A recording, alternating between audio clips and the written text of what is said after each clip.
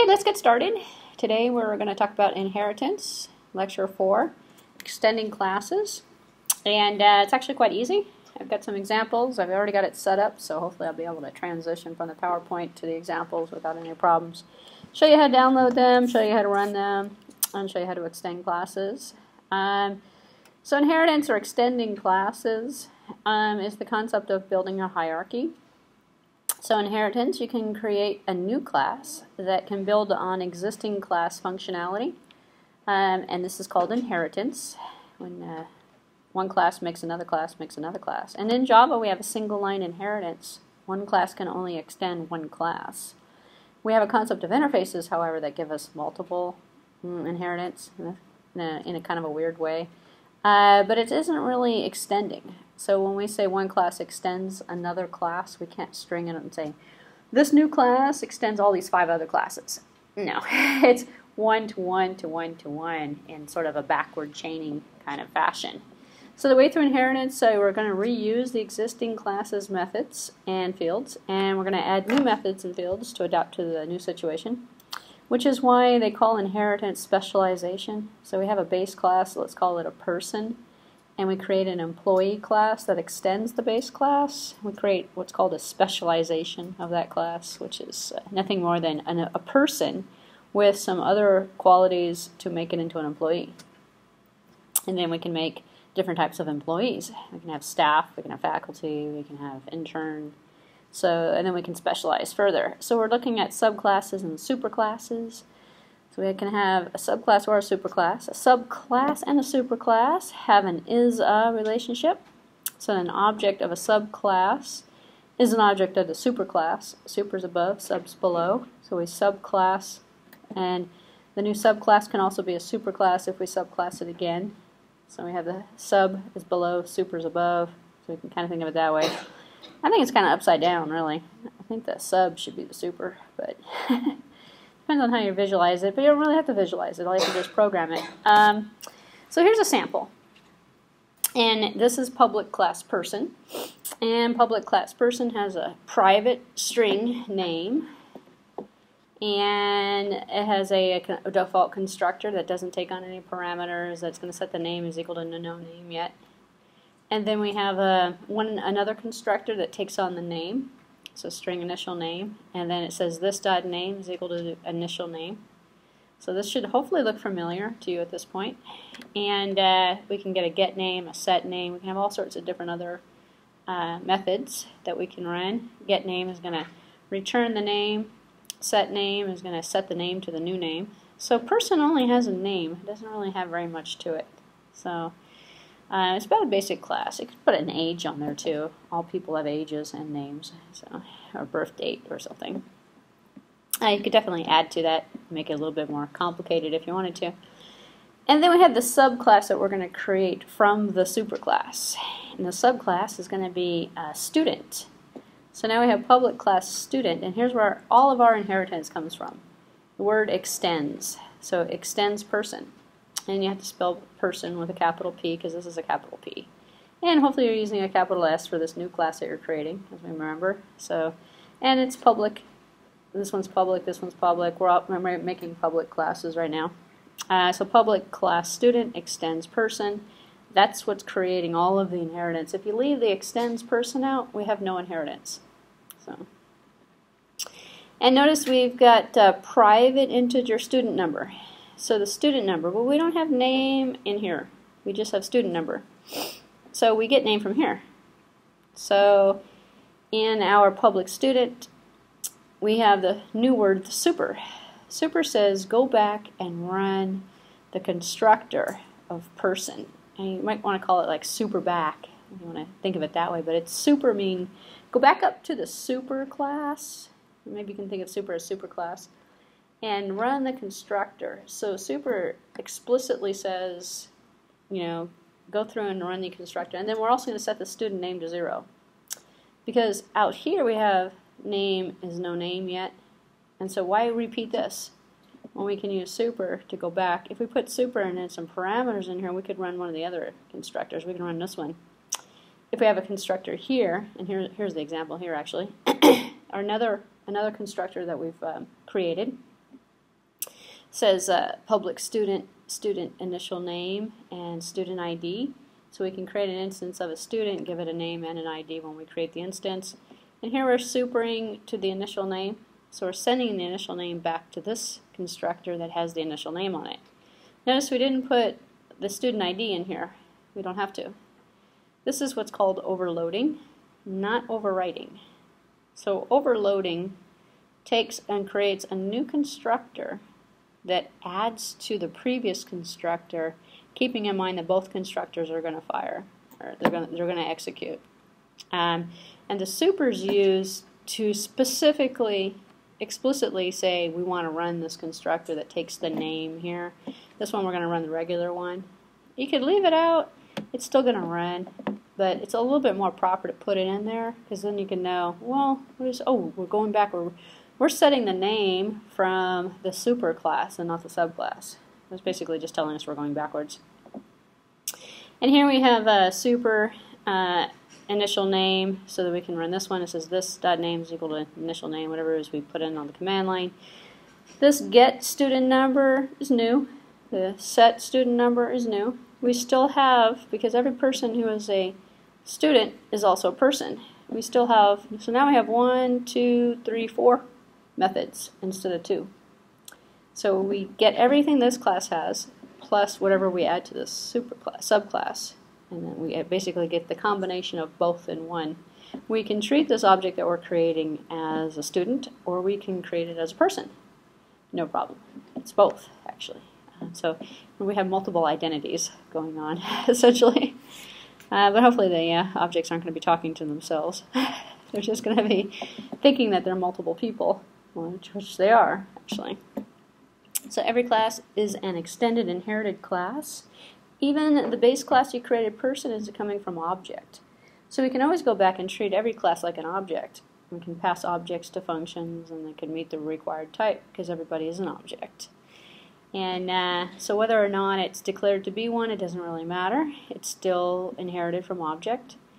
And if the class does not declare explicitly extend another class, then it's from object. So class hierarchy in the previous example goes student to person to object, as we've seen. So, fields and methods in the extended class. So an object in the extended class contains two sets of variables and methods. It has the fields and methods which are defined locally in the extended class, and then it also contains the fields and methods which are inherited from the superclass. As I was mentioning before, we have 1, 2, 3, 4 total methods and 2 variables, 2 data members that we're going to inherit, essentially. Well, not inherit, we have implicitly. So what are the fields of the student object in the previous example? Well, the fields are going to be the student ID and the name. So both of them, yeah. So we get everything. Common mistake actually is that students, and let me tell you what everybody does wrong. Students go ahead and set the name here. Why? If you go ahead and set the name here, it's okay, but you're overwriting this. You're overwriting the superclass. You're reinventing the wheel. In fact, people would even get the name and set the name. They'll put that over here too. And it's okay. But you're pretty much, why inherit then? Why are you even taking from here? Why bother even mentioning person if you're going to reduplicate everything in person inside of student? So the trick is to overload and not to overwrite. And only overwrite when it makes sense and when you need to change the behavior. As an example, if I had an object and it was a shape, and I had different kinds of shapes. I had circles and triangles and rectangles and stuff. And I had a method here that said to get area. The area of a circle is going to be different than the area of a rectangle, different than the area of a triangle. So in my subclasses, I would overwrite the area, essentially, the area method, to change the formula to match the particular shape that was derived from the base object. So, and then I would keep the area in there. But every time I called the area on the object, I'd get the area of a square versus the area of a circle or something. And then here's the formal definition of the word super. So a constructor of the extended class can invoke one of the superclasses constructors by using the super method. If no superclass constructor is invoked explicitly, then the superclass's non-argument constructor goes off the default constructor. We'll actually work with super with nothing in the middle. It's invoked automatically as the first statement of the extended class's constructor. Constructors are not methods and are not inherited. Interesting. So the constructors aren't inherited. So although they look like methods, they're not methods, they're constructors. So we don't get any inheritance with the constructors, but we can super to say, go call that constructor, which is kind of different than C++, I think, because C++ is everything's inherited. And all those constructors just fire automatically, and we don't super anything. So we don't have to worry about it. But then we have to overwrite the behavior, or overload the behavior, to fix whatever it is we are doing. So, but the concept is pretty much the same. But in Java, we have more control over the constructor behavior. 3 phases of the object construction. When the object is created, the memory is allocated. Okay, follows a 3-phase construction. Invoke the superclass's constructor. So imagine it goes all the way back to the beginning of the object. Takes and starts from the past. It goes all the way up the inheritance line. That's why I always think it should be the other way around. You know, I always think you go up, super, super, super. I want to turn it upside down and go down, down, down to the beginning and then work my way up. So instead, we go all the way up when we work our way down. So we go all the way up to the super, to as high as we can go the object. And then we can basically invoke the object's constructor, which creates the object. The next super, the next super, the next super, all the way down to the current subclass that we happen to be in. So it works in reverse order, if you think of it, if you want to think of it that way. Initialize the fields of all of their initialization blocks. Everything gets done.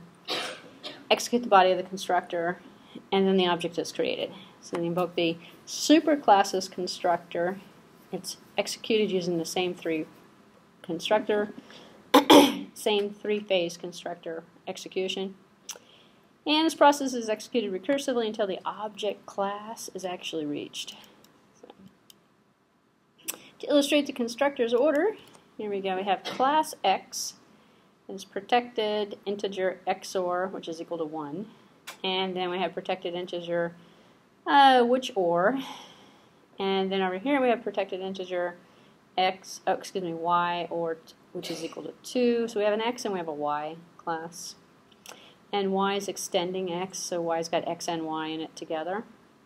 And then our constructor here is saying that which or is equal to y or. So if we go through and we see, we can follow the order. I'm not going to bother traversing through each one of these 7 times, 7 steps all the way through the constructor firing. But know that they're all firing because we've got the order. In fact, you can trace it through and set the order yourself. To kind of see how that works, but concept being every y is also an x, and so the x is initialized, and then the y, the x and the y, the x and the y, until all of the initializations have been done. So here's the formal definition of those 2 words I gave you earlier, the overloading and the overwriting methods.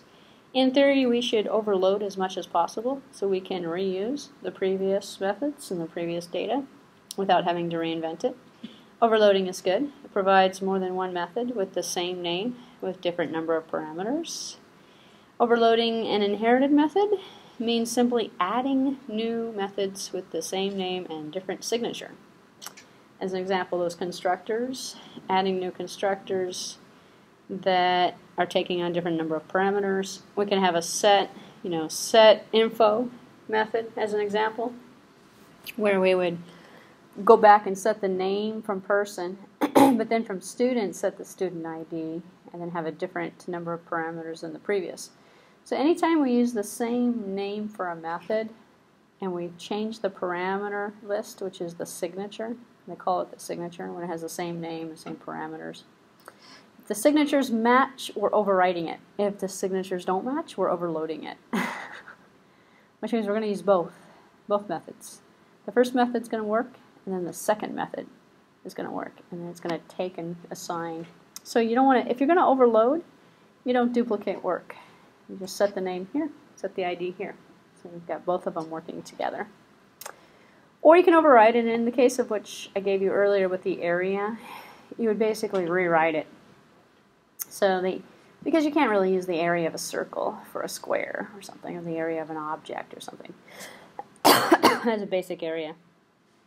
So overwriting replaces the superclass's implementation of the method with your own design. Both the parameter list and the return types must be exactly the same. So when you make them the same, you automatically override it. Because some students wonder, how do you know when you're overloading or overriding? If it matches identically, you're overwriting. So if it's different parameter list, same method name. And then a lot of students are afraid to use the same method name, which is interesting. Because when you learn C, or you learn Java, well, not Java, if you learned C, you learned everything had to be unique, all these method names, or methods. You didn't call them methods, you called them functions. All the function names had to be unique. You couldn't rename. You couldn't have two functions with the same name in the same program. And all these strict rules you had to follow. Unfortunately, none of those rules apply. So you can have the same method with the same, or the same function with the same name. As long as it takes on a different number of parameters, you're overloading it. If it's identically the same, you're overwriting it. So both the parameters list and the return types must be exactly the same if we're going to override. If an overrided method is invoked on an object of the subclass, then it's the subclass's version of the method that gets implemented. So it's the subclass's version.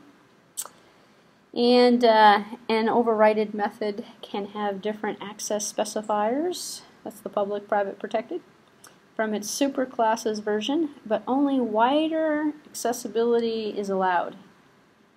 So you can go from private to public, or from protected to public. And you saw protected in there. Protected is private to everybody in the driver program, to the general public, but it's public to inherited classes, extended classes. So you can make things public, essentially, if you wanted to, if they weren't public. So you can make them wider, the access methods. And the overrided methods throws the clause, it has a throws clause that can have fewer types of listed than the method of the superclass. We haven't looked at throws yet, but if we're using the throw clause, we don't have to throw the same number of exceptions. In fact, we don't have to use the throws, it's ignored. So in terms of the overriding. So when we start looking at throws, we see throws is done for exception handling. So we can throw an IO exception, throw a file not found exception, if we're trying to open up a file and it's not there. So it's a great way of adding in some error control to your program. Accessibility and overriding. So let's see, a method can be overridden only if it's accessible in the class, in the subclass. So if it's private, it's not accessible. So private method in a superclass can't be overridden. So here's another reason why we have that protected and the private and everything. Because sometimes if we have it private and it's within the class and we use inheritance and we extend one class from it, the subclass that we've inherited from it can't touch it, which is great. Because what if it's doing something we need it for it to do and we don't want people to modify the behavior, keep it consistent. So we make it private. It's kind of like building a house in some ways if you think about it. If you build a foundation of a house with toothpicks and you build a couple stories on it, it's not going to hold up very long. It's going to collapse on you. So we try to build the strength underneath. So all of the base classes, all the super classes, have a lot of private stuff in them because we don't want to necessarily make it so someone can remove something or someone can override something and change something. We try to make the foundation as solid as possible. If the subclass contains a method that has the same signature as one of the superclasses, then the methods are totally unrelated. So that's another interesting thing, and this is the interesting phenomenon you get. And I don't normally see this except for students who don't listen to the lecture. What they do is they do, student, extends person, and everything's private in person. And then they go ahead and reinvent the wheel, and they've pretty much created an extension, including the previous behavior. They've rewritten, overridden all of the methods, all of the constructors and everything. You can pretty much take away that extends person, and not even have to worry about inheritance. It's because they've created the same method thinking they're overloading, but they're not. They're overriding. And then they go, well, how come the name's not being set? Well, because you totally overwrote the entire person class when you created your student class. And now you have, you've left out the name. And you're not getting it from any inheritance because even though you're extending person, everything's private in person. You can't do anything with it.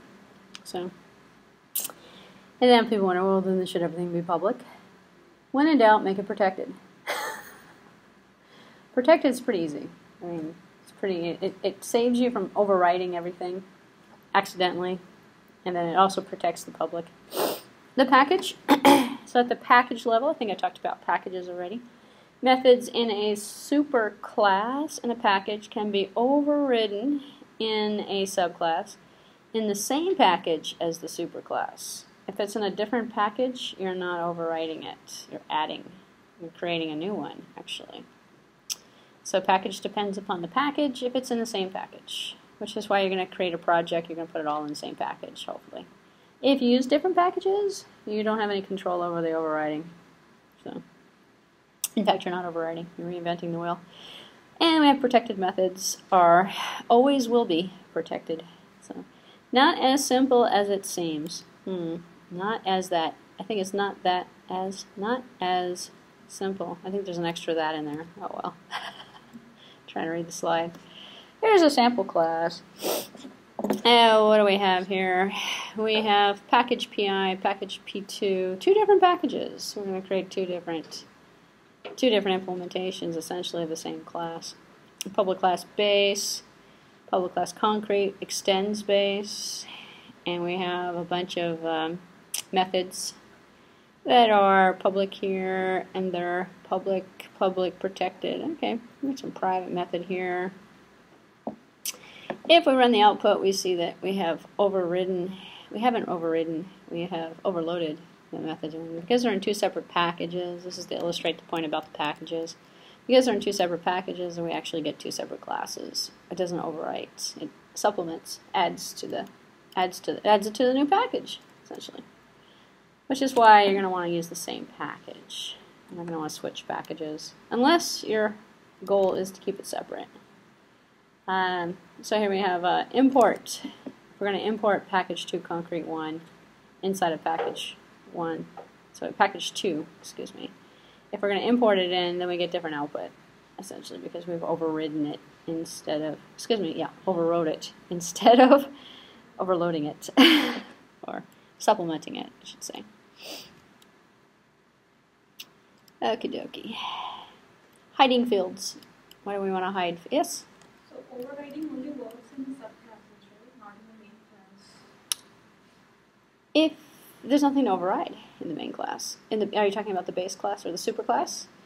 In the super class, you can overload constructors by having, actually you can overload in a super class just by having the same method call with different signature. So one method says setInfo, and the other one says setInfo, but it takes on a different number of parameters. You've overloaded the behavior theoretically, because you have one that does name, social security number, and the other one does name, address, telephone number, and social security number instead. So, which is what you're doing with those constructors. You're overloading the default behavior, making it more functional. You can do the same thing with methods. Yes? Like in the previous example, here there is private method, private, void, private, PRI. So you cannot override that one. Correct. If you create a new method in a subclass, it's the same thing as the public void, PRI. This is going to be brand new. So it's like overloading it. It's overriding. If it's private and you create it in a subclass, you're creating a brand new one because you don't have access to this. It's the same name and same signature. Correct. It's overwriting. It's not overloading because if it's private, you can't access it. It's hidden. It's not overloading or it's not overriding. It's like you're creating You're creating a brand new one, as if it never existed. which is the mistake, as I was saying before. If you make it private, you go over here and you think you're overloading it or you're overriding it, and really you're not. You're just creating a brand new one, because if it's public, you don't see it. You don't get access to it. Excuse me, if it's private, you don't get any access to it. Which is why on the methods, probably, unless it's something that only the class is going to run. Here's an example. Let's say you're going to have one that says width times height, and you're going to use that, and another method's going to call that, calculate width times height, or whatever, subcalculation. And that other method's only going to use it within inside of the class, and you don't want it used anywhere else, then you make it private. So it's kind of like doing methods for average or for minimum, maximum. Within the same class, it can be called, but it can't be called from a subclass or from the public driver program. Which is why, if you don't want it used outside of the class, then you make it protected or public. It depends on who you want to use it. If you want inherited subclasses to use it, you make it protected. If you want the driver program to use it, you make it public. But as an example, there might be some intermediate steps. People like to create methods to, get the count, or get the minimum, get the maximum. And it's like a subset in a bunch of other calculations that you might be performing, and that subset has no meaning outside of its use inside of the class. It's just getting the current count or something. Then in that case, if its only purpose is to get some temporary information inside of the class to be used in something else, make it private. So it doesn't have a use outside of the class. So it's kind of like, as a student, you have like maybe you take notes. I don't know, I take notes. Although I always lose my notes. But I never expect anyone to read my notes. And the notes might be, fix this, redo that video, upload this. Oh yeah, respond to that student. She's been sending you 5 messages. Oh, okay, just so I don't forget, I write down on a little piece of paper, sometimes a little, napkin, Subway's napkin or something. And I stick it in my bag, but I never expect anyone to read it. It's just for me. So I keep that I would call that private, and then when I'm ready to go, oh, let me catch up on some work, I go grab my Subway napkins and I go, oh, fix that, call that student, oh, okay, and I got some stuff to do. Oh, every time I think I've ran out of work to do, I can go to my list. But other people aren't going to look at that.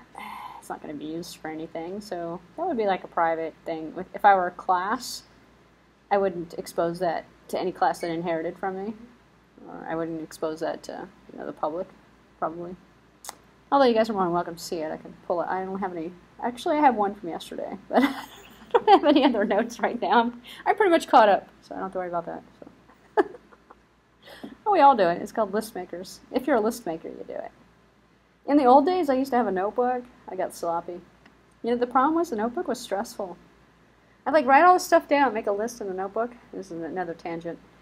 And then I'd lose it, or keep it in my bag, or not look at it, because every time I looked at it, I went, oh, you just look at the book, and it causes stress.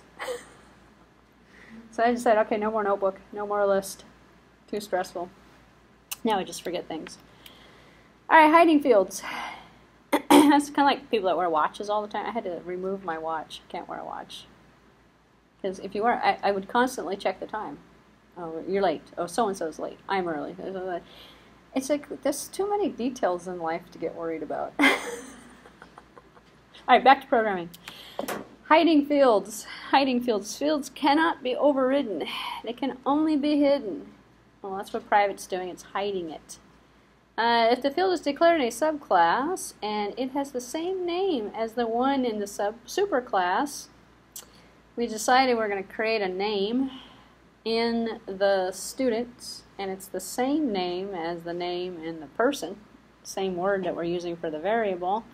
Then the fields belong to the superclass. Cannot be accessed directly by its name anymore. Here's an example.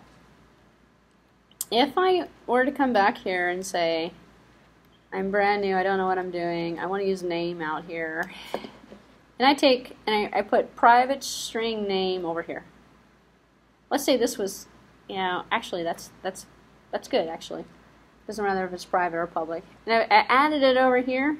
I can no longer access this one from here, is what that's saying. It's hidden. Yeah, I call it overwriting. You're overwriting it essentially. Same thing with the method actually. When you put it in here, you can't actually see it over here. But let's say this wasn't private. Let's say this was public. And from here we could get at it, or protected, let's say for example, and we could get at it. If we reduplicate it over here, same signature, can no longer, otherwise how's it going to know what name we're talking about? And we can't go person.name, which I've seen before. You can't do that either. Not inside of student. I've had people go, from the class say, person.name. No, because you are a person. If you're going to do that, go this.name if you're going to do that. But actually, this is a student, not a person. So this isn't going to work either. So anyway, you cause confusion, and the compiler can't keep track of which name you're talking about. So it's just going to use the most current one that you have defined in the superclass. And these are little things that you're going to have in terms of when you put the assignments together and you start working with this. You're going to go, why is the name not being set? And then you'll go back and you'll see, it compiles correctly, it works correctly, but it did something that caused some behavior to happen, like a hidden field or something. Talk about polymorphism. Actually, I got over my lack of being able to pronounce that. Now I call it polymorphic behavior. But I'm getting used to the word, so I can actually pronounce it now. An object of a given class can have multiple forms. So the student can also be a person. It can morph into a person and act like a person, or it can act like a student, or it can act like anybody. It can act like an object, either as its declared class type or as any subclass of it. So all of them in the line can act like anything, which creates yet another form of polymorphic behavior. An object of an extended class can be used whenever the original class is used. So if it's an extended class of the original class, you just typecast it, or it's not typecast it, you just tell it be the other class, and it warps into the other class, and you can use it as if it was compatible type. Because what ends up happening is you have all these objects playing around, and you want to send an object to a method to do something, to tell it to do something, and it's a student, but the method is ready to take a person. Well, then you send it and say, hey, you're also a person, go to that object, go to that method, and then the method can understand it because it's also a person and a student. So you just say, hey, treat me like a person. Okay. It's kind of like putting on different hats, I should say, if you're an employee that wears different hats. You guys are familiar with that analogy? Wearing different hats? Be honest. Yeah? Do you know what that means? Usually when you work for a small startup company, you have to wear different hats. Oh, you guys know what that means? Okay. I was at an undergraduate course somewhere, and they had different hats. What are you talking about? It's like, yeah, it's like multiple hats. I'm like, what? It's like you put on your accountant hat, and you do your accountant work, and then you slip on your programmer hat, you're doing your programmer work. It comes from fast food, when you had to wear... Actually, in the old days, you don't remember this. I don't know how you know the expression. You probably just heard it through TV or something. Or maybe the expression is universal. Global? Global, okay. Because in the old days, you could tell the employees by the hats that they were wearing in the U.S. Like you went to a fast food place, they had different color hats. One of them, the manager had a different color hat than the salespeople, than the waitresses, so you just slip the hats around. You're the same person, but different hat. All right, you guys know it. Wow, I'm impressed. I was at another class somewhere. It wasn't this school. It was another school. I won't mention it, but it was. They looked at me. It's kind of like the Rolodex. They had never heard of a Rolodex either. The same group. You guys heard of Rolodexes? You know what a Rolodex is? Well, I'm getting more blank stares. In the old days, before we had computers on your desk, there would be this round cylinder thing. They would have little cards in there. And it had the alphabet, kind of like a file cabinet. It would say A, B, C, D, and okay, I need to find Bob's telephone number. So you go to B, you go, oh, Bob Smith, here he is, and here's his telephone number, here's his address. It's the old address book. And then we got phones, and we got computers and everything. And it was called a Rolodex, because when you were bored, you could sit there and spin it. It doubled as a toy at the same time. and you went up to somebody's Rolodex, who's in your Rolodex, It's kind of like the little black book, if you remember that, from TV shows, probably. You put all the dates that you have in the little black book. Men did this, little black book. I guess women did it too. No more black books anymore either. Now we have cell phones, or is it MySpace or Facebook? Now it's how many Facebook friends do you have? So, I don't know. I don't have a Rolodex or a black book or a Facebook account, so I don't like to follow that stuff. But I know all about it. Back to polymorphism. Question.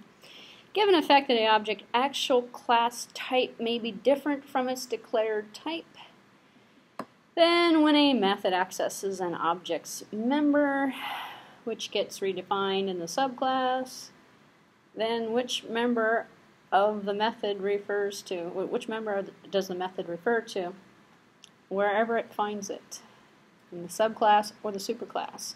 So if you're a pencil, if you're a person, if you're a student, and you run the person's method to get name, it's going to find it in the subclass, the superclass, and run the name method get name from the super instead of the sub.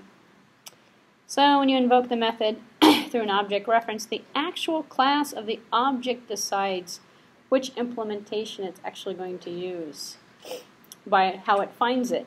So when you access the field, the declaration type of the method decides which implementation it's going to use. So basically that's why you have to keep track of what you've overloaded, what you've overridden. It's going to find it somewhere with who has it. So and at runtime, it's going to decide, well, we're a student and we don't have this method, so we must have it from a person. And go back to the person and run it from the person. So that's kind of the hardest thing to understand, is like you have all of that behavior available to you. There's no scope, C++ programmers are worried about the scope. Was the method defined here? Was it defined there? Doesn't matter. It's all in the same environment. So here's an example class, and the class is called super show, and we have a string super string, and we have a method called show. And then we have extended show with extends super show. So this is the superclass. This is the superclass, this is the subclass. And we have extended string here from extended show. And then we have another method here, show. And we're going to print out extend.show. Here's got super.show. It's going to be, and you can actually do this to say super from this class, do the show. From this class, do the show. That actually works. Inside of the class, by the way, which is why I was pointing that out. So now we've made an object extended, we've made another object super, which equals extended. They're both equal, but they're two different classes. Two different instances, I should say. Super.show, extended.show is going to print out two separate results. So the methods are invoked through different object references. And we have two different fields that are actually going to be printed out. So the field access is different in terms of how we set it. So, which tells us that we have two different objects that are running with two different, and we actually can get at both objects, the super and the sub. You can actually go through all the entire inheritance line all the way back to object if you wanted to. Let's talk a little bit about type compatibility. In C or C++ and other languages, we've typecasted. So if we wanted an integer times an integer, and we had an integer on a float, we had to take that float, turn it into an integer, or take the integer, turn it into a float. We were worried about what would one fit into the other space, so we had to go wide. We had to go wide to narrow is bad, but narrow to wide is good. And all those rules, forget all that stuff. There's no more typecasting. Instead, we just say, object be this way instead of that way. But we are still strongly typed. So the Java language is also a strongly typed language, just like C and C++, which means everything has a type. So compatibility, when you assign the value of an expression to a variable, you have to use the right type. The type of the expression must be compatible with the declaration type of the variable, and it must be the same type as the subtype of the declared type. So all the types have to match in order for you to get a proper assignment to occur. That we kind of do naturally, especially if you've been programming in another language. You always make the types compatible just naturally. The null object reference is compatible with all of the reference types, which is kind of the same concept in C and C++ as well. Just take the object, have it equal to null. So, the types higher up the type hierarchy are said to be wider, as I was mentioning before. We got narrow and wide. So wider, if it's higher up the hierarchy, it's bigger, actually. The type is bigger. Or less specific, then the type's lower down the hierarchy. This is the subclass to the superclass to the subclass, etc. Similarly, lower types are said to be narrower and more specific. So you can take a student and you can turn it into a person. Its student is wider than person. Person is narrower. As a person is inside of a student, but you can't go the other way around. You can't take a person and say, okay, now you turn into a student. It has never been created as a student. It's too big. The student, we don't have a big enough space in person to hold a student, but we have a big enough space in student to hold a person. You get the logic, which is what this is trying to tell you. So widening conversion assigns a subtype to a supertype. So that's the student becoming a person. And can be checked at compile time. No action is actually needed. No problem at all. A narrowing conversion converts a reference of a supertype into a reference of a subtype. More explicitly converted by using the cast operator. So going reference from a supertype into a reference of a subtype is done by the cast operator. Cast operator is basically mentioning the type of object. So you would go, if you were going from a student to a person, you would say person, and you would put it into brackets next to the name of the object. Would say treat the student like a person, which is how we used to do typecasting in other languages, or how we still do it. We go integer, float, double. We give it a type, essentially, or an object type, and we can cast it. But we don't actually have to worry about the conversion if we're going from a big one to a little one. The typecasts from type hierarchies are said to be wider or less specific. This is the same thing again. Two types of conversions, widening conversion, assign a subclass to a supertype, and a narrowing conversion convert a reference of a supertype into a reference of a subtype. I just went over that. Okay, so here we go. What do we got here? Explicit typecasting. A type name within parentheses. This is what I was talking about, trying to describe before. We would put the word person, and we would have the object would be a student object, and we would typecast it to a person and assign it to a person. But in this particular case, we're doing a double, which is small. The object's not going to fit in a double. The space is going to be too small. It's a narrow typecast. Let me go through the examples so you can kind of see what I'm talking about. For widening conversion, not necessary, and it's a safe cast. So we have a string. String is equal to test. Object is equal to object string. We turn that into an object. Object 2 is equal to string. We're not typecasting. No cast is necessary. It's an automatic conversion. You can put it in there, no problem. It's not going to give you an error. You can just say, this is an object, or this is a string, or something. But it's not needed because it works just fine. For narrowing cast, you must also must be provided, and it's an unsafe cast. Unsafe cast because we're not quite sure what we're going to do here. And this is, if we were to take this guy and turn it into a string, if we wanted to assign it this way, we would do a string object. So here's our string, str1 is equal to test, object is str1. String, this is good.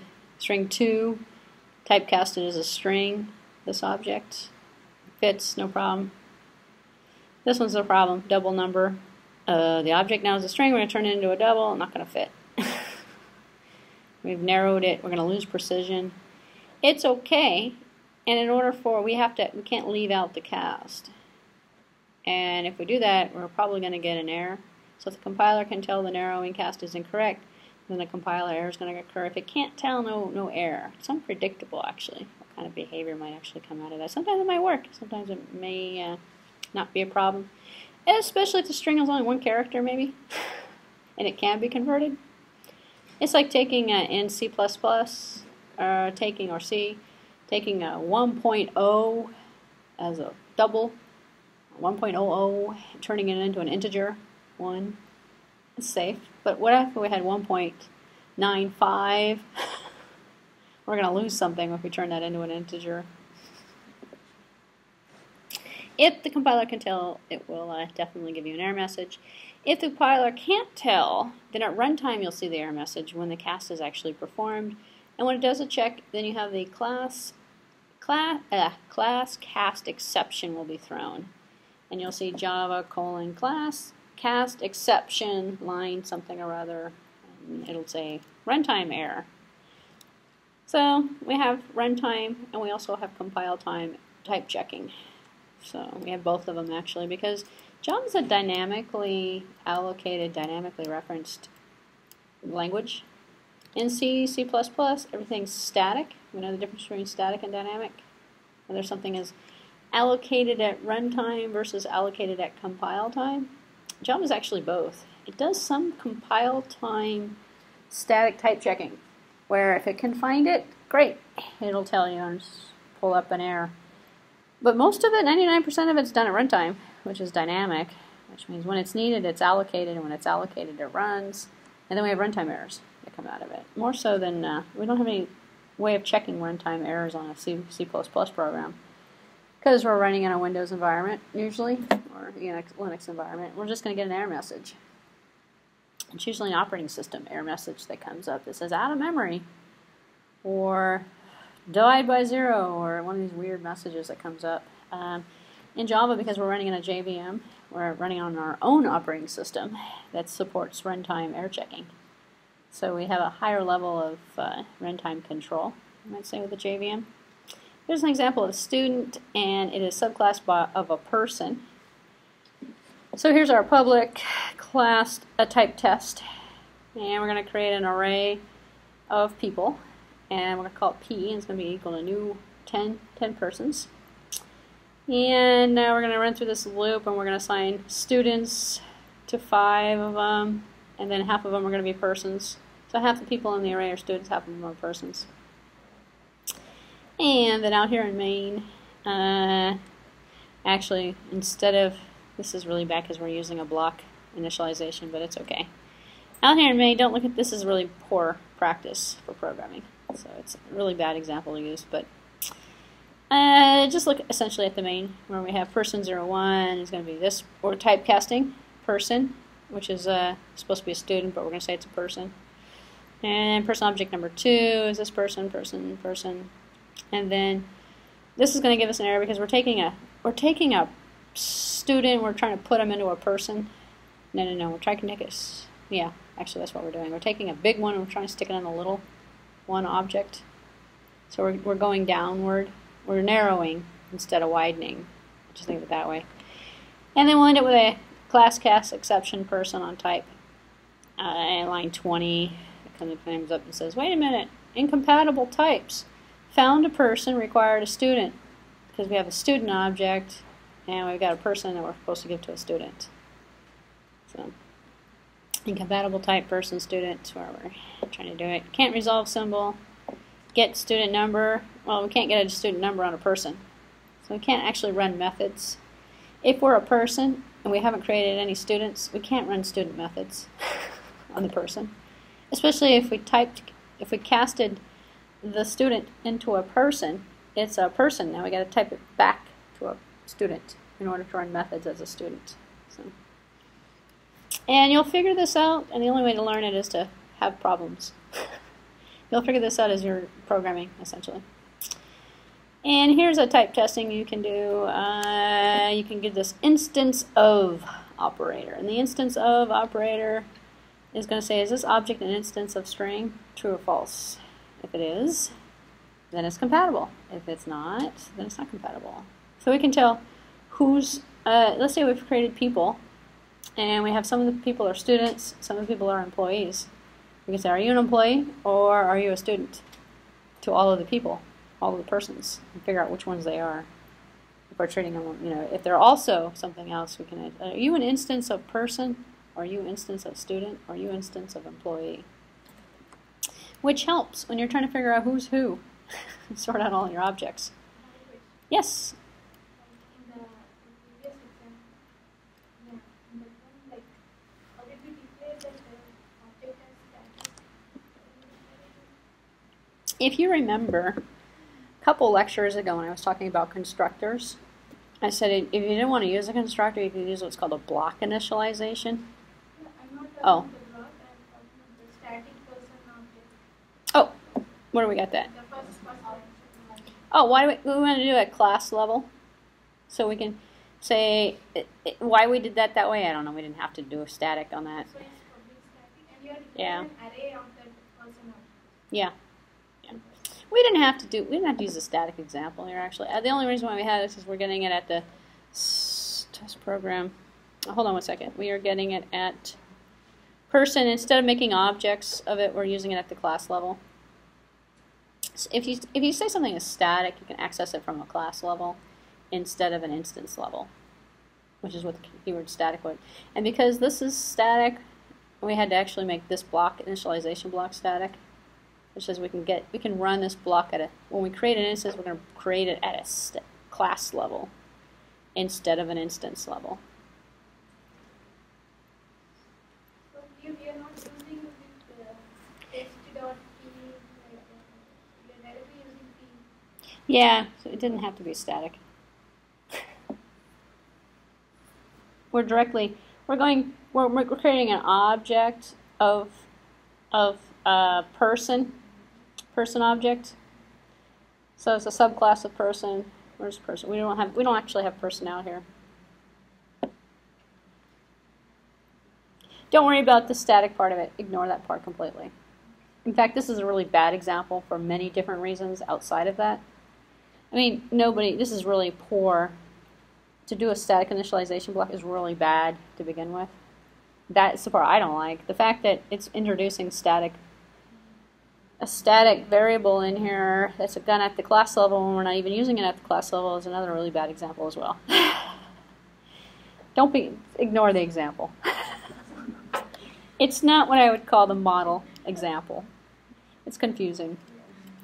Just know when you cast and you go narrow, you're going to have a problem. You can go from narrow to wide. Good. You can't go from wide. It's like sticking a big peg into a small hole. You're going to break the entry of the hole. Actually, the peg's not going to fit. You got to get rid of half the peg in order to put it in the hole. What are you going to do with that? It's going to be garbage. You're losing precision, essentially. Let's talk about the concept of abstract. Abstract classes and methods. Okay, so the abstract class. And then everyone's going to start putting abstract on everything now. Abstract classes. Some methods are only declared, but they're not implemented. In C++, for those of you who know C++, when we create a class, I'm sorry, you have a question? Okay.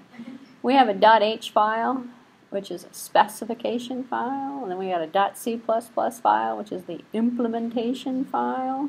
Don't have any of that in Java. Instead, we have abstract classes, which is equivalent to the .h file. And you're going, well, what's a .h file? Well, if you want to learn C++, it's actually kind of easy to go from Java to C++, because both languages are kind of very similar. The .h just says, let's put a bunch of function prototypes in there. We'll declare some variables, we'll declare some function prototypes, but let's not implement anything. We're just going to say we're going to have all this behavior, and the behavior is going to be part of the class, and then we're going to implement it. And you write a C++ file that implements all of the empty methods that you've decided to have. Why do you want that? Because you can set it, I don't want to use the word template, but you can set a blueprint with class. You can have multiple implementations of it. Because C++ is not cross-platform specific. If you are writing a method for C for Windows, you're going to have a different MFC interface library and stuff to implement stuff than you would for a Linux system or Unix system. So you can have different platform-specific implementations of the same class if you wanted, or you can have just basic different implementations if you wanted to.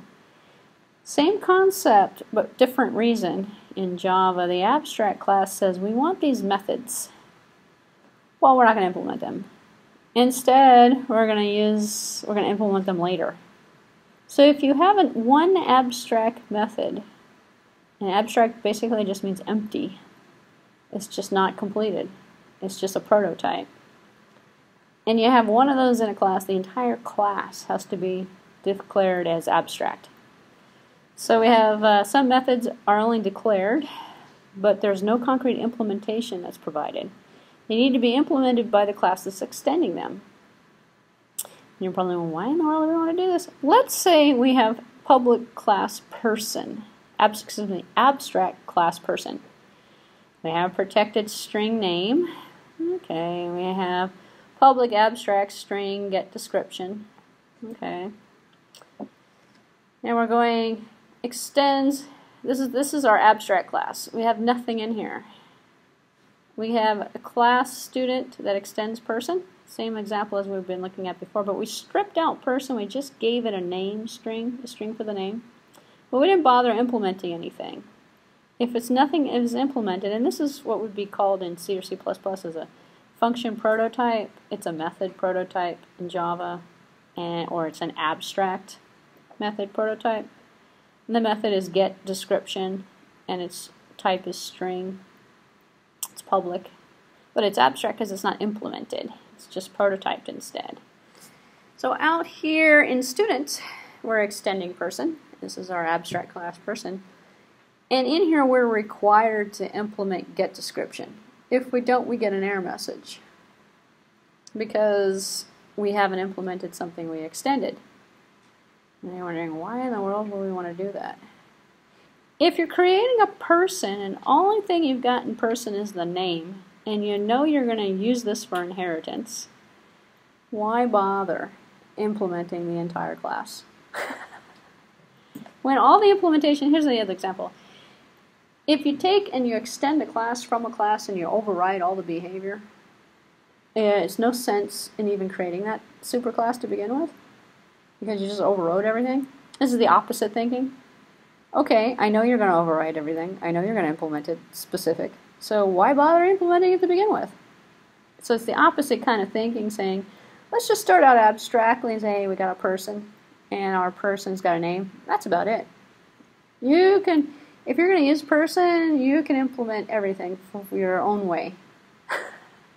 So students can implement a student get info, get description. It's going to get the name, it's going to get the telephone number, and all the other information that you might do. And it's up to you to implement it any way you want, which means we're not even going to bother because you're just going to override us. So we're not going to bother doing it. So abstract is essentially that. You're not going to bother. Why bother? So in our employee, we have a class employee that extends person. We have two different implementations here. We have get description, return a student majoring in a major, an employee with a salary of a salary. Two different implementations of the same method, get description, get description. And it's abstract from the person, so superclass that it was inherited from. But why bother putting a get description in here? We're just going to overload it anyway, or override it. So it just saves us work. We can kind of create the hierarchy. We can create the superclasses, but we don't have to bother putting an implementation in there that's never going to be used. So it facilitates reuse because we're extending on a concept of a person, but we're not going to waste time filling in a get description method when we don't need to. If we filled it in, it doesn't have to be abstract. It's what we've been talking about before. It's just a regular old class that we extended from. So we do this so we can specialize and cut down on the work, essentially. Abstract classes and methods. Each method which has no implementation as an abstract class must be declared abstract. Any class with just one abstract method must be declared abstract. But just because you have an abstract method in an abstract class doesn't mean that you can't fill in the bodies and implement any of the other methods. You're more than welcome to do so. So what I've seen, however, is people that have like one abstract method and then they have a bunch of other stuff. And you're thinking, why didn't they just fill out the one abstract method? So you have to kind of wonder if it's not all abstract and you're actually implementing more than 50% of the class, you got to wonder, maybe you don't really want to do an abstract method on that, an abstract class, because you might just fill it in. I don't know. So you have to think about the logic of it. If you got 50% or more of the methods that are going to be abstract, make the thing abstract and don't bother implementing it. If it's something that is so specific and that everything that's going to be inherited from it is going to be identical to it, and they're just going to add one little piece of information, then make a base class out of it. Don't make it abstract. Because put the work here and let them overload it if they need to. If they're going to be overwriting it completely, don't bother implementing it, which is what the reasoning is all about. So it's to save you from having to actually implement something that's never going to be used. Which is why you would create an abstract. Which is why you kind of got to judge it as to whether you need to make it abstract. Because you can always add a method to a subclass that didn't belong, it wasn't ever part of the superclass. You can always complement it, add stuff to it, you know. So when you extend an abstract class, you have two situations that occur. You can leave some or all of the abstract methods still undefined, which is kind of interesting because you don't have to do it in that subclass. You can do it in the next subclass or in the next subclass. You don't have to define everything immediately. And then the subclass can also be declared abstract as well. So you can have abstract classes that are extended from abstract classes. If you know you're going to have a huge hierarchy, you're going to build 5 classes together, the first 3 of them can be abstract. Well, one of them is not going to be abstract because you can't make an instance of an abstract class. Abstract classes can only be inherited from, they can only be superclasses. Out there in Maine, you have to make an instance from a real class, not an abstract one. So eventually you're going to have to implement it. You just can't leave it all unimplemented. You have nothing to run if that's the case. And define a concrete implementation of all of the inherited classes, you could do that, all the inherited methods. And then the subclass is no longer abstract, it's a real class. Once you've implemented everything, you can make an instance of it. An object of an abstract class cannot be created. That's what this is saying. You cannot make an instance of an abstract class because you have incomplete implementation. It's not going to work. Note that the declaration object variables of an abstract class is still allowed. You can have variables in an abstract class, but such variables can only refer to an object of the non-abstract class. An example, person P is equal to new student. We created a student, we assigned it to a person object. We can only make instances of objects that are complete, that are not abstract. So the student is completed, so we can make assign it to a person object if we wanted to.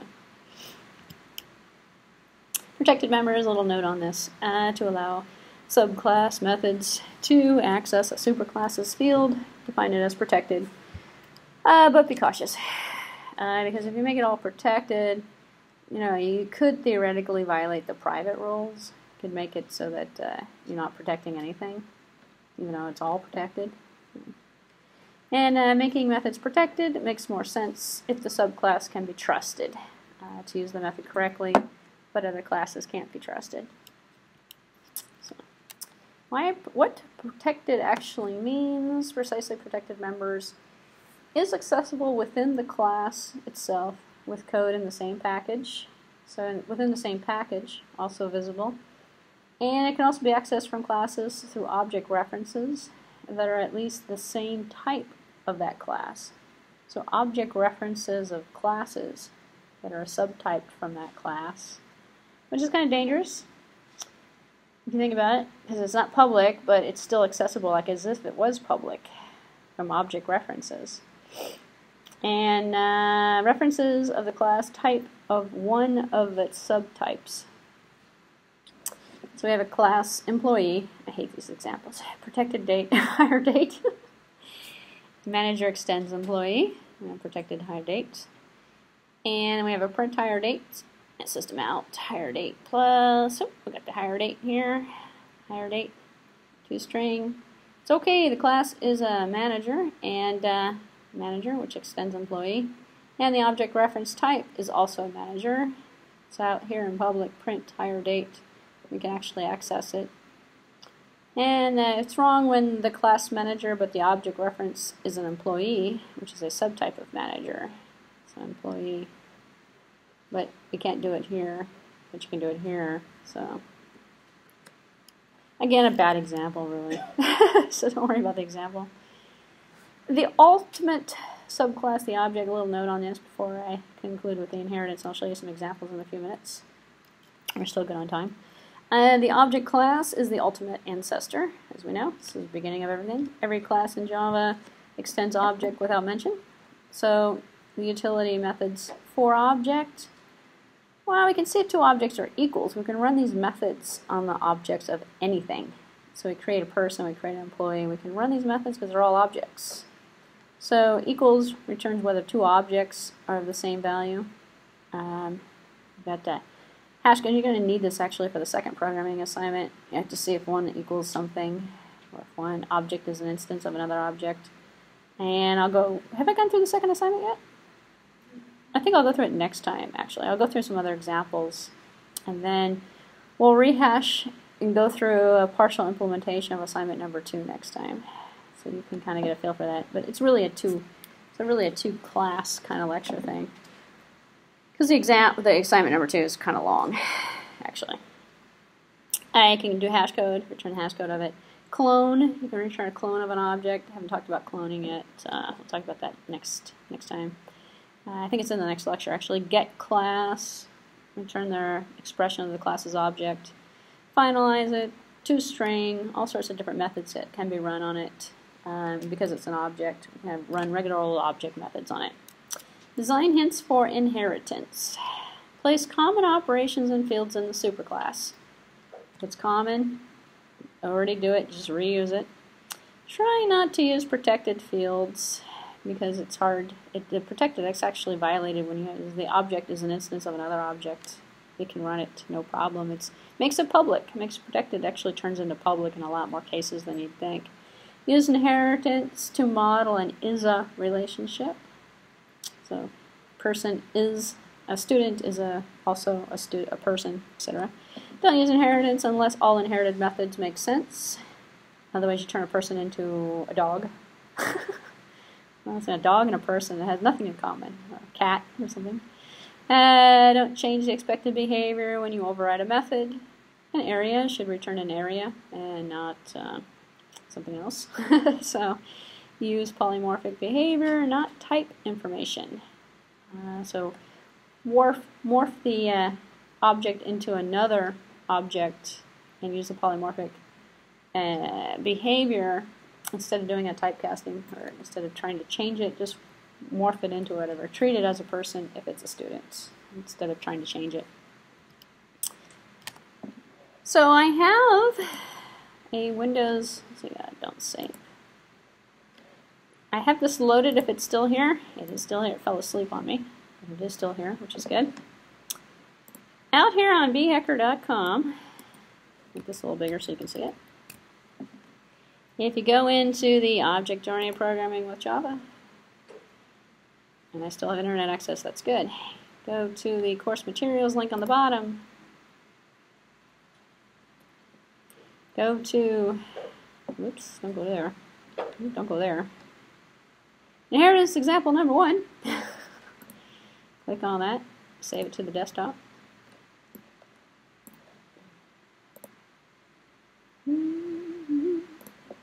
Just make sure.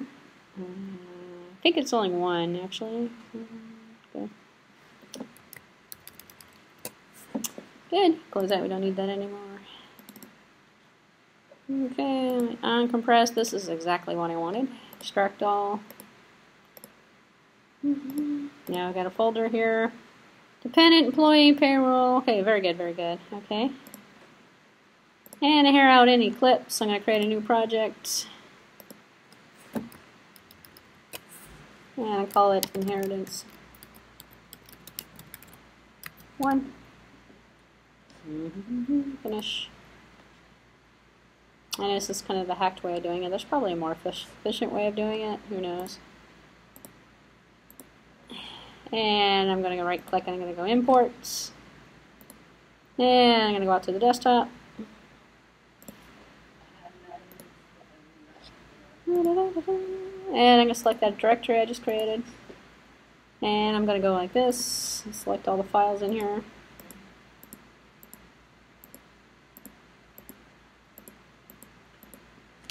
And say finish.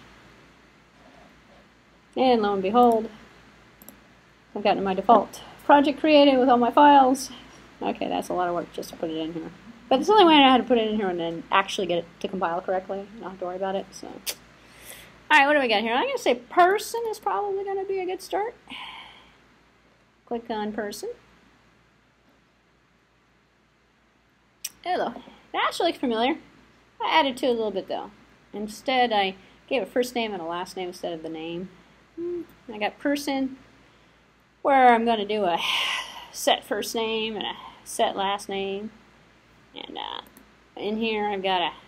And this doesn't actually have. Here's is actually a good illustration of a point to make. If, for example, let me get a little bigger. That's good. If, for example, I've got a method here that I'm going to run inside of another method, there's no need for that method to be public. I could make it private. By default, I've actually made it public. But this is a good example here. I can go private here. And it could set the name. And I can go down here and I can make this a set first name. But I might actually be using it somewhere else. So I believe, you know what, I'm not going to do that because I believe in this example, I'm using it as a public method as well, out in a main driver program. But it's kind of gives I don't know, kind of gives light to the point when you want to make something public, when you make something private or protected. If I were only using it right here, I could make it private, and nobody could change this. It's always going to do the same functionality.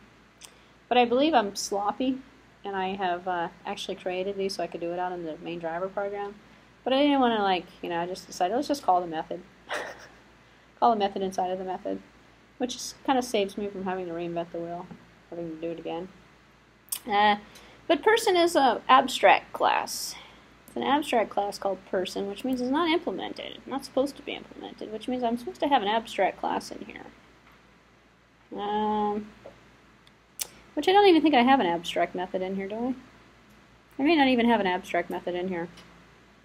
I don't. I just declared it abstract, which means I have to implement everything. So person, let's see, we got employee here. Employee is going to extend person. Actually, let me just take a quick part. Let's just take a quick look here. Abstract. There's a reason why I did this, actually, and I don't remember why. There is a definite reason why I made it abstract. Okay. It'll come to me eventually. So, we have class employee that extends person. So, we have a next ID is a static. This actually comes from lecture 1 or 2, where we had that class variable versus the instance variable. Because we want to keep track of ID. Oh, you know what? This is a partial implementation of the second homework assignment. That's what this is about. That's why that's abstract, actually. I left out the abstract method that you have to implement. So let's just skip that concept till next week, and then I'll go over this example one more time next week. But I kind of want to illustrate the point that we just talked about. Bunch of data members, member functions that are associated with it. We're going to use a get ID, a set ID. We're going to implement. And you might see that I've kind of made a shortcut here, and I just said return ID, return department, set this, set that. And so this is essentially using everything in person, which is just the first name and the last name. And it's just now setting super, first name, last name. So when the super here is going to call the constructor over here that matches it. And it's going to be this one here to set the first name and the last name. So I'm not renaming the first name and last name. And I'm not actually, up here you don't see first name and last name either. I hate those little pop-up things. You don't see first name and last name up here either, because I'm basically taking it from the inheritance. And then from employee, I have this dependent as well. Dependent, class dependent extends person. And employee is a dependent of, so we have dependent of, we're going to have people who are dependents of employees, that are not employees, they're dependents of the employees. We're keeping track of them separate. And we're going to use super first name, last name here to come back and say from person, set the first name and last name. And then here we have dependents of, which is going to be an employee. So we have public employee dependent of, which is going to be of the employee type. It's going to return a dependent of an employee dependent. So it's kind of interesting because we're using employee, which is at the same level of dependent, which is both inherited from person. So it kind of is demonstrating the point that you can use multiple classes inside of classes. So you can have class instances inside of classes at the same level, and you can also inherit more than one class from a superclass. Because here we have dependent and employee that are both from person. We could treat all these people as people, actually. So let's see what I got. Payroll. And one of these is my driver program. Yeah, this looks like the payroll driver program. First name, last name. It's taking in a bunch of information. It's creating an employee, and it's going to ask you to enter in information to create these employees, and then it's going to calculate pay or something like that, it looks like. But it's basically, this is going to be the payroll system to keep track of employees from dependents. So there's actually 3 examples in here, and I'm showing this to you so you can go home and download it and run this stuff, take a look and see, what it does, and it will help you understand the concepts of inheritance if you've never seen this before. The other 2 examples are all in one. So this one is the reason why I showed you this one first, actually, is this is the proper way of doing it. You want a separate class called person.java. You want a separate class called employee.java. You want a separate class dependent.java. If you keep it separate, then you can build a repository of classes. You can tell which classes you have. And you can actually, build, I already have a dependent. Let me use the dependent. I already have this. Let me use that. If you don't do it this way, you end up with, and I'll show you one of this example number 1 here. Oops. No, don't show it. Where it's all in one. So who knew I had a MyBase? Class MyBase. And who knew I had a class MyDerived? It's hidden inside of inheritance1.java. I can't see it. I don't know if it's in the project. When I compile it, I'm going to get a MyBase.class and I'm going to get a MyDerived.class file. And it's going to work. But for interfacing it from a programming perspective, it's really hard to see what's inside of here. And I also have the main inside of here too, inheritance1, which is just making 2 instances. And what this MyBase and MyBase and MyDerived is doing, MyBase has got X, and it's taking X and setting it to X, and then it's going to show, it's a special method to show it. MyDerived extends MyBase and adds Y to it, so I have no mention of X. Instead, I super X back to the constructor of MyBase, and MyDerived is using MyBase constructor explicitly by using the super X. And then I have another constructor where I have X and Y I can set together, where it's going to super X and it's going to set this dot Y to Y, and then it's going to return when we get it, it's going to return the Y. And over here we have a return for the X out there. Excuse me, not over here, but over here in MyBase. So if I run it, it essentially runs together. Let's see if I can. Let's just make sure it compiles. Actually, here we go. Where X is equal to 2 from MyBase. Out here we have MyBase B is equal to MyBase 2. Where it said X is equal to 2. B.show X is equal to 3 because we had B. I guess it got incremented. MyBase D is equal to 3, 4. So now D. D.show is going to echo X and the Y because MyDerived included X and Y. MyBase only has X in it. So it kind of shows you how you can use both classes simultaneously. Even though one is inherited from the other, we can use X when we just want X. And we can create an instance of MyBase, or we can create an instance of MyDerived. And we can use that interchangeably in the same program. But this is a really bad example in terms of programming style because it's all in one file. And so is this one, actually, number 2. Number 2 is actually kind of interesting because it kind of tells us that every one of our purples is also a violet. And this is in here to illustrate the constructors and what happens in terms of the behavior. So we have class purple, and class purple is the base class. And it has a protected integer I. It doesn't do anything, it's just representing a color. But when you create a purple, it says purple running and I is equal to whatever I is set to, and I is set to 0. And then we have another constructor where we can say, create a purple 1, purple 2. We can give it an I. So purple is just holding an integer value, essentially. And the other constructor says purple 1 is running and I is equal to 1 if we sent 1 to it when we created the instance. And then now we have another class called violet that extends purple. And we're saying violet, when we create a violet, violet, violet number 1 is running and I is equal to 1, let's say. It's just going to print some stuff out to the screen. Violet, again, running and I is equal to something. And out here we're not creating any purples, we're just creating violets. We have a new violet and we have a new violet 4 that we're creating out in main.